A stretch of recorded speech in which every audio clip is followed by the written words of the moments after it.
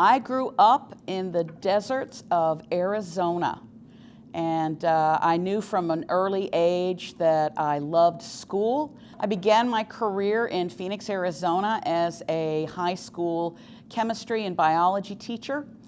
And then at one point I decided that I really wanted to be like one of the greatest superheroes I ever met, and that was my professor. His name was Bob Stout, and that's why I became a professor. So I moved from Phoenix, Arizona because I was given an opportunity to be a professor at Kent State University. I had a fine dean there who said to me one day, "Have you ever thought about being a dean?" A lot of people don't think of themselves in leadership positions. And so I said to the dean, no, I hadn't thought about it. And he said, "Will you come back to me after a month or so and let me know, because I think you'd be a good one." Well, I came back and he said, in order for you to do that, you need to think about being a department chair, and you might want to consider competing nationally for a position in other universities. And so when the competitions became open, when the jobs became open, with my dean's blessing, I ended up at Virginia Commonwealth University. And before I knew it, we had made some great strides in looking at how do we increase our access to education, how do we build richer partnerships with schools that look in health and wellness and diversity. I then got a phone call one day from someone who said, "Would you like to think about coming to the University of Tennessee and competing for a job there as the director of a research center that produces leaders?" And so I thought about it, and several months later I was lucky enough to win that competition.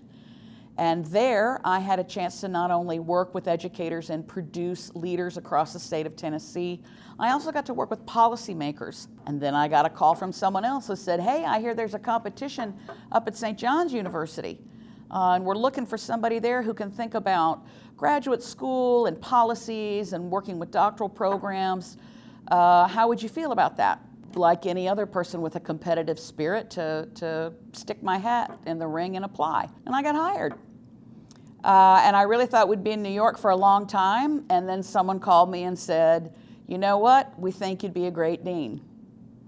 And I remembered that, when the first time it is that somebody tells you you'd be great at something, a lot of times there's a lot of things you have to do before you actually get your shot. So I had a chance to become the dean of the College of Education at the University of Alabama, Birmingham, and then COVID came.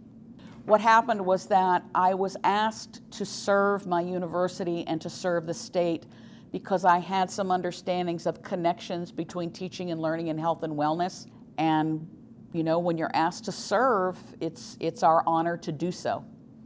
And so I was very proud to be the associate provost there. And a friend of mine who is a dean called me and said, "I've nominated you for this job at West Virginia." And I said, "What?" And he said, "Yeah, and it's a dean's job, and you need to be in a dean's job, and I really believe in you."